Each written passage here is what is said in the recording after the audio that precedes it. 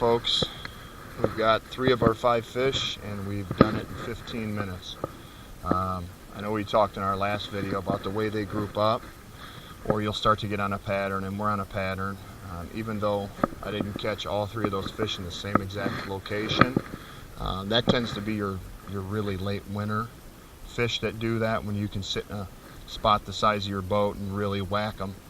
These fish are strung out, but they're on the edge of the grass in about 3 or 4 feet of water, and right when I'm getting to the grass is when they're eating it. So that's a pattern. We've got 3 fish doing that. I'll bet we can go down this bank another couple hundred yards and do the same thing, and we're going to give it a go and hopefully catch something bigger than we are. I know there's 5-pounders in here. We've caught them, but we don't catch a lot of them. But being that it's the time of year it is, now's the time to do it. And I did check the water when I was swapping out my battery. It's 41 degrees. And that is on the lower end of catching bass. I've caught bass in 36-degree water, and it was actually on a lipless crankbait, and the bite was pretty good. I caught 5 or 6 fish, but typically your clear water bodies with a jerk bait, that's going to get you those bites when the water's that cold. So be mindful of that. And like I've talked about in past videos, I want clear or stained water. And if I'm fishing clear water, I want my jerk bait, my underspin with a little swim bait on it, and I can work that through the water column. And then I want my finesse jig. If the water's stained, I'll brighten up my jerk bait. So I should say a light stain, because that stained water is going to gather and grab more of that sunlight and disperse it throughout the water, because the water is stained because it has particulate and a lot of suspended things that are floating in it, obviously, which grab the sunlight, organic matter in the water, and that's what grabs the sunlight and warms it up. Your darker bottoms and stuff like that, those areas are going to warm up quicker. So a brighter jerk bait, a lipless crankbait, especially if I've got some grass or rock, that can be really good. And then a little bit bigger jig, and I'll drag it while it's still cold, because they're not on the bank to really target fish yet. So if you don't have targets, you can't target fish. So I'm looking at an Arky style head or a football style head, a structure jig. You know, these new hybrid heads, Strike King makes one, Boss Outdoors, Gary Klein and Cliff Pace are associated with that website. They design a lot of their stuff. Those are do-it-all jig heads. You can drag them, you can pitch them, you can pretty much do anything with them. So in that stained water, instead of the finesse jig, a bigger jig, and I'm going to drag it and slowly lift and drop it, but I'm going to stay close to the bottom. And I'm going to fish shallower as well. Typically that clear water I'm fishing further off the bank, and the shallow water I'm coming closer to the bank. So your depth is certainly dictated by water clarity, independent of temperature. Your darker water fish just simply don't move as much. And I've seen that time and time again. If you get really dark water fish, you know, your mesotrophic to eutrophic lakes, your older lakes, they've filled in with sediment over the years. Those bass live, I believe, 5, 6, 7 feet and shallower throughout the year. They don't go any deeper than that.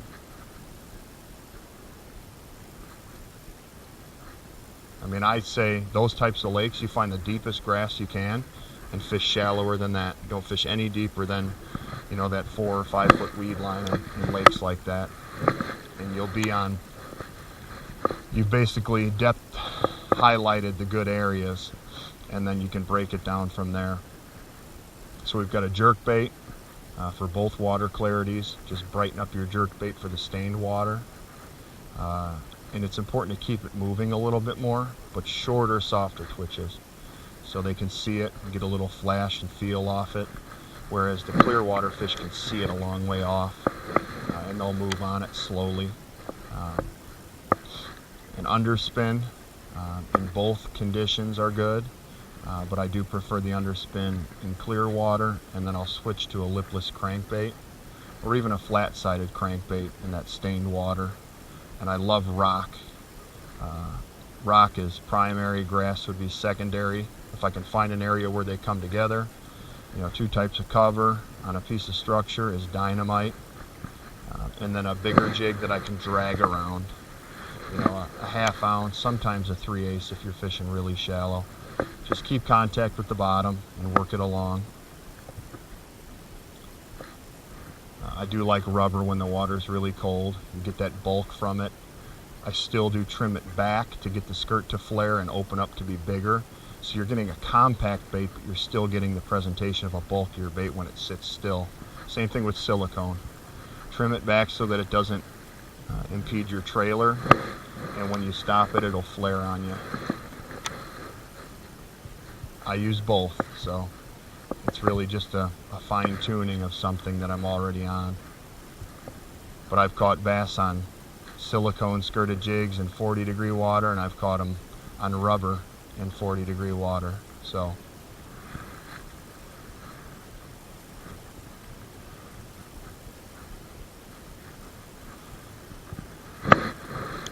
these are all things to think about without allowing them to overwhelm you.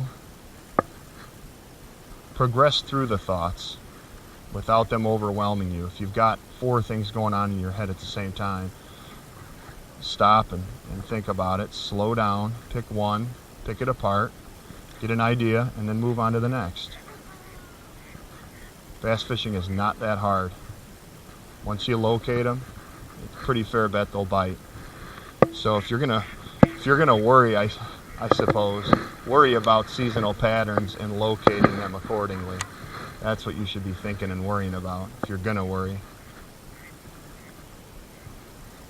Or just do your homework. Get a map, hop in your boat, put in the card, highlight the good areas, and you've eliminated the poor areas, the lower percentage areas. And then when you get out there, you're going into high percentage areas and fish high percentage baits.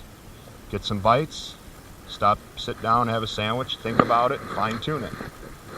If you've got your limit of 5 fish and they're 2-pounders, think, what can I do in this area that's holding fish where I can put a couple 4 or 5 pound bass in there, a couple of kickers, and maybe win a tournament if you are fishing a tournament.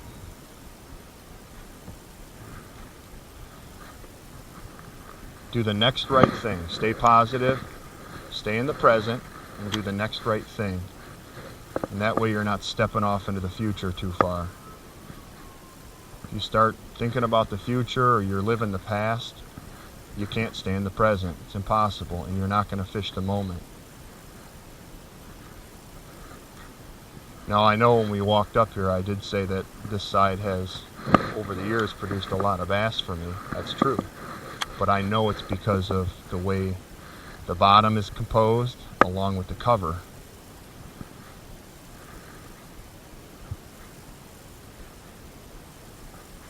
And later in the afternoon, which in the spring, you know, noon to 4 or 5 o'clock tends to be your best fishing. By then, the east bank has had the sun from noon until sundown to warm it up. So, you know, and you get grass and rock on it, that'll really bring up the temperature. Even if it's a degree or two, that's huge. A 1/2 degree can be huge. We do have a north wind, which don't be afraid of. If you can get out of it in a good area, fine, but don't forego a good area because there's a north wind blowing on it.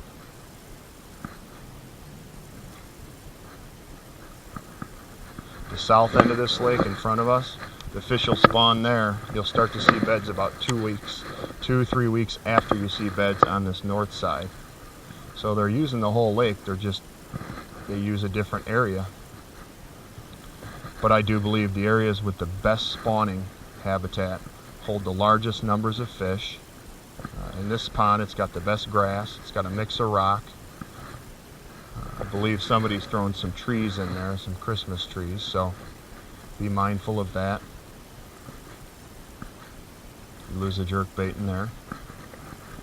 This is good. I'm just barely ticking the grass and it's popping free. So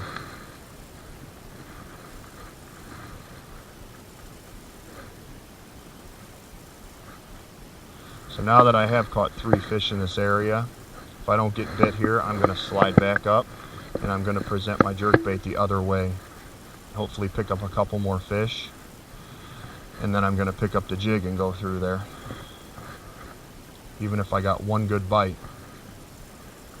You catch 4 fish that are 1.5 pounds to 2 pounds, and then you add a 4-pounder. That's not bad for early March. 41-degree water.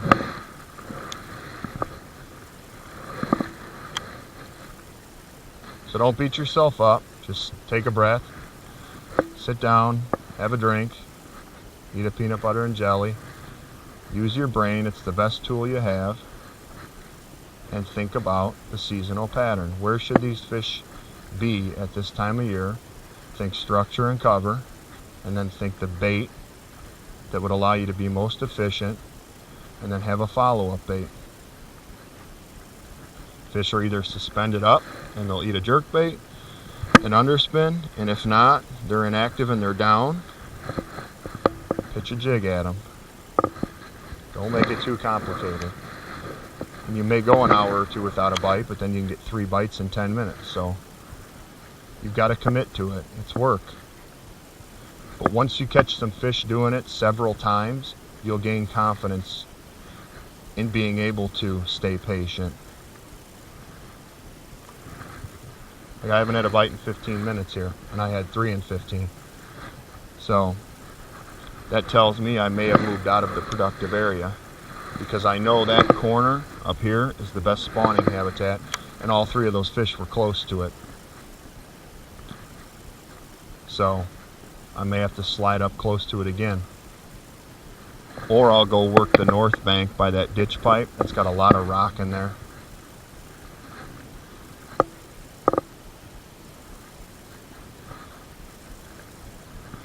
So far we've caught nothing but little males. You know, the kinds that start bar fights with guys who are 6'4". It's always the little guys. Here come my Chihuahua friends. They'll start yapping.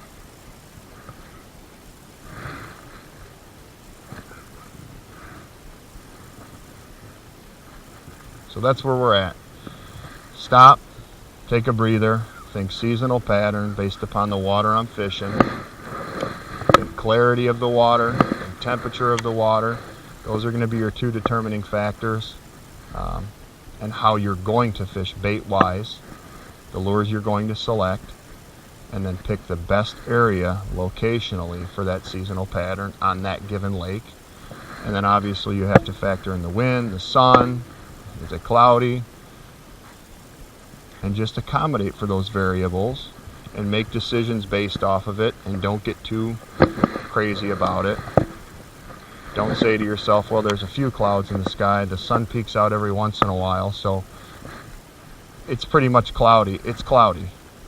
If it's sunny like today, it's sunny. Got a few wispy clouds, it's sunny. And sunny and lightly stained water like this is dynamite. And I've got grass that's shallow, which means the sun's hitting that. Warm it up a tad. There's rocks on the bank here. It's no wonder these fish are up here.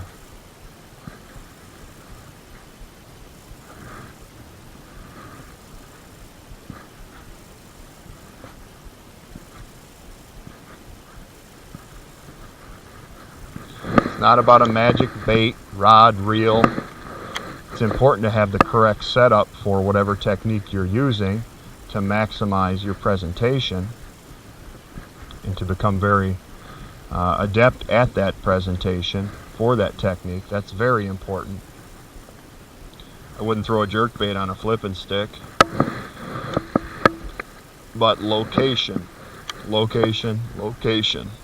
is the most important thing. And you can do that at home before you even get to the body of water. And that's what I'm going to stress over and over. Because in all my talkings on threads and dealings with other anglers, nobody ever talks about seasonal patterns and location. They want to talk about the new reel that came out, which I enjoy talking about, but it's only a tool. The rod, it's a tool. The line, it's a tool. And it works together as a unit to catch bass. But you can't catch bass if you're not on bass. So I knew I was coming to a pond today that's typically clear. I get here, it's stained, so I put on a chartreuse feather on the back of my jerkbait, and it's given it just enough flash or visibility that they've eaten it. I found them up on the flats, close to deep water, but they're on the flats, and they're on the edge of the grass. Short, soft rod twitches, 2 or 3 second pause, and we've caught 3 fish. So we're definitely onto something.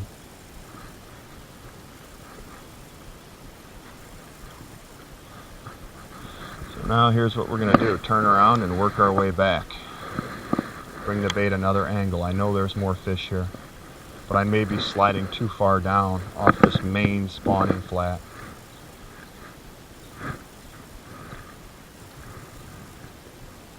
And bass move shallow a lot sooner than people think.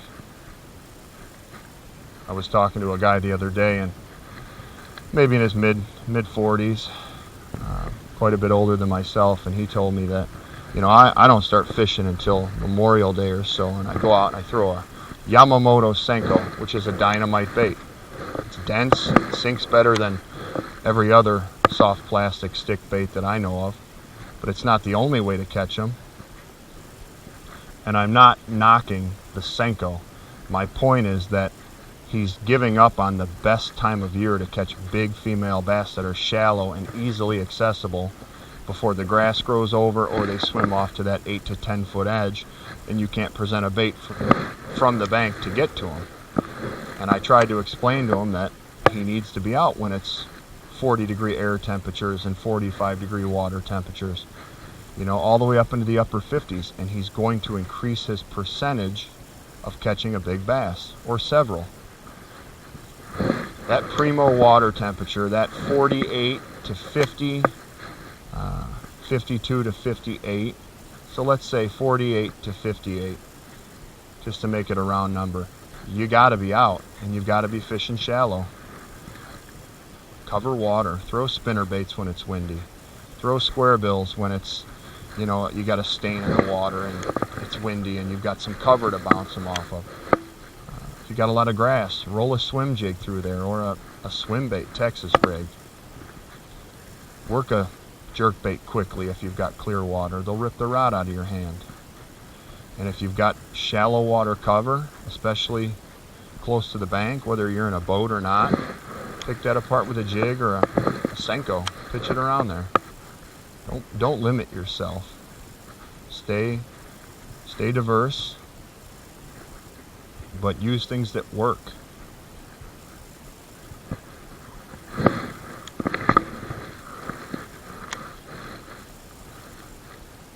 So my very first video that we posted the other day, guys, we have some errors in there. I hit the camera lots of times with my left hand, so I've been mindful to cast with only my right arm, so I'm not hitting the camera. So we've kind of fixed that, I hope. We found a way to turn up the volume on our program that my father-in-law bought. He's doing all the so-called engineering to get these videos up. I don't have the time to do it or his skill level, so he's retired, so he's doing that. So we think we fixed the sound and the banging around of the camera, and we'll get better and more efficient with it.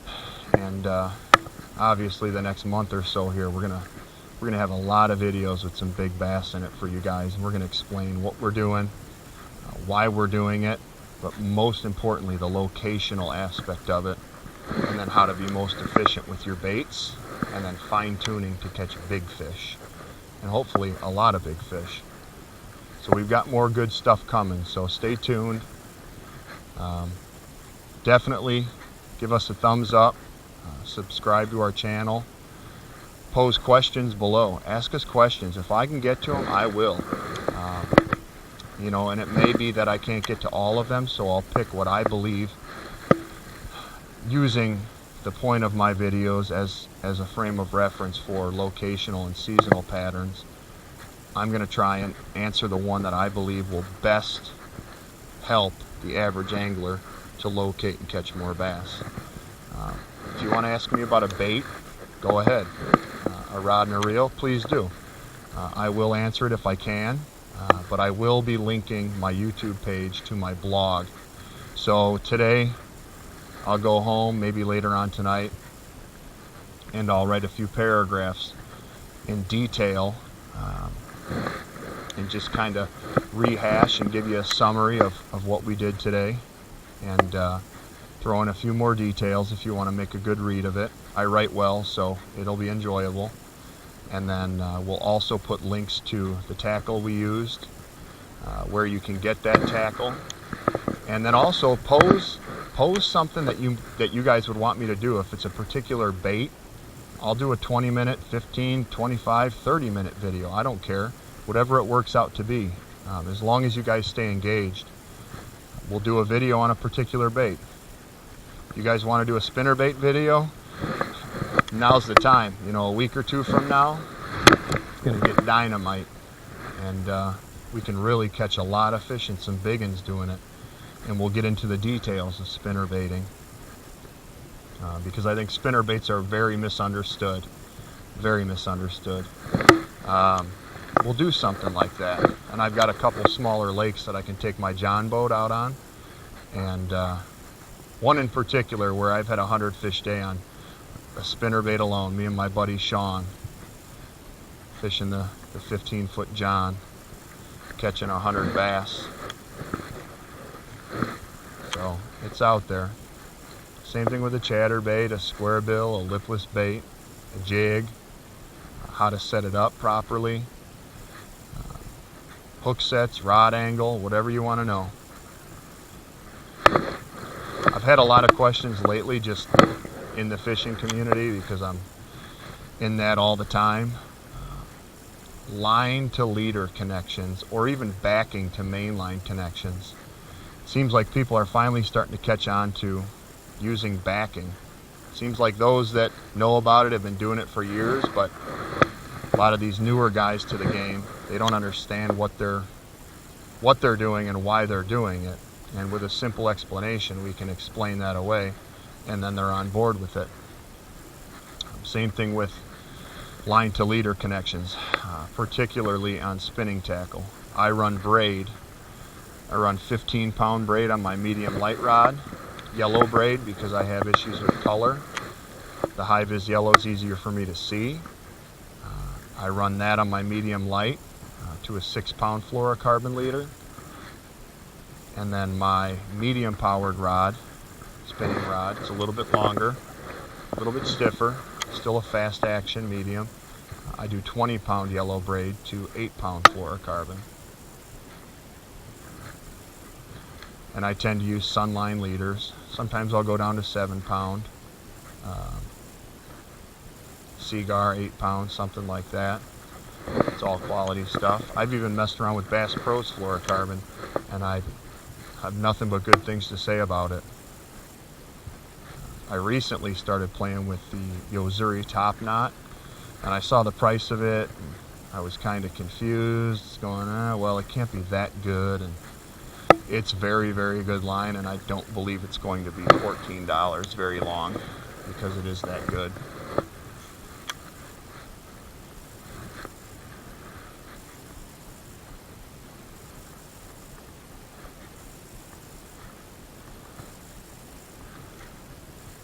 So we're going to make a move here over to the north end, and I'm going to bring the jig as a follow-up bait because I've got a lot of rock over there.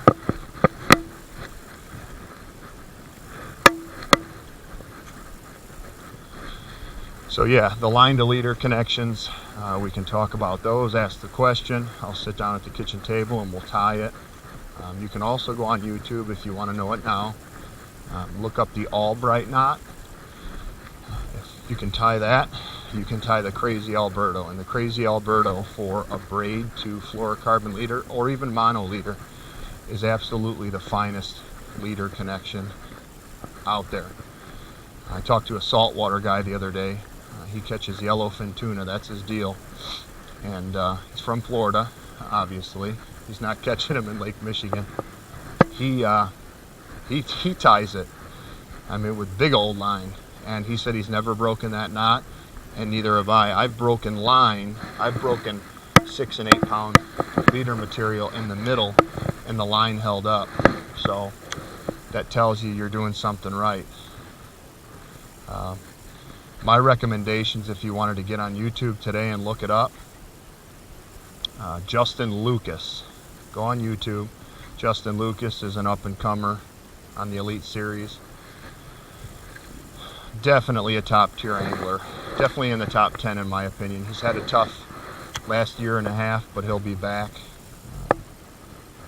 He had a good showing in the last tournament, I believe. He shows how to tie a crazy Alberto.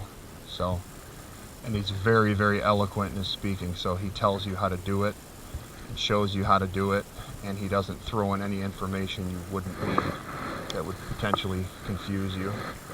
So go ahead and look that up. Knots. Like I said, I have a knot that when it's cold out and I want to tie it relatively quick, I want an easy knot, I tie a 3-turn Miller knot for fluorocarbon. Rarely do I break it, and when I do, it's because I caught a whole bunch of fish and I was too lazy to retie.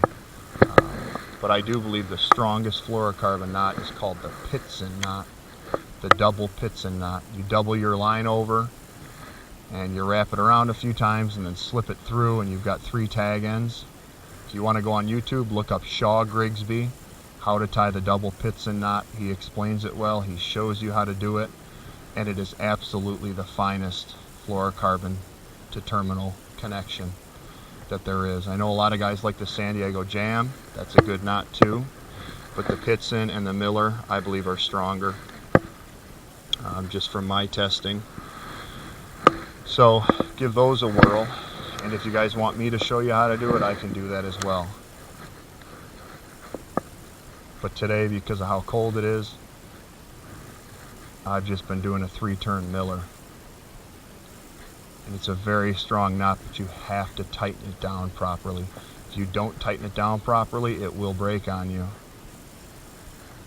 You know, it's not like the Palomar where it's a decent knot, but you can tie it like crap and it'll still be okay.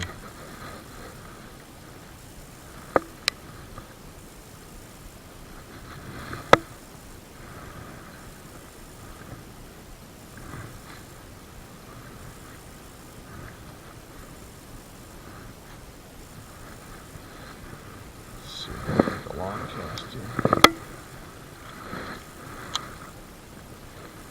Water on this side's a little bit clearer, which tells me I may be able to reach out and touch one way off the bank here. I like the looks of this. A little bit of breeze. It's definitely warmed up quite a bit the last 45 minutes or so.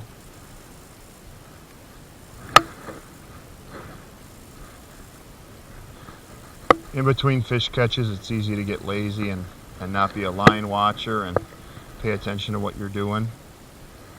Once you really get in the groove, it'll become kind of automatic. And you'll see that I'm casting right off the bank. Rarely do I do that. I like to quarter it or parallel it. But because this is deeper over here and clearer, I'm just trying to establish a depth, like I did over there on that grass edge when I caught three fish in a row. So that may be a question you have when you see this video, and post it below and we'll answer it.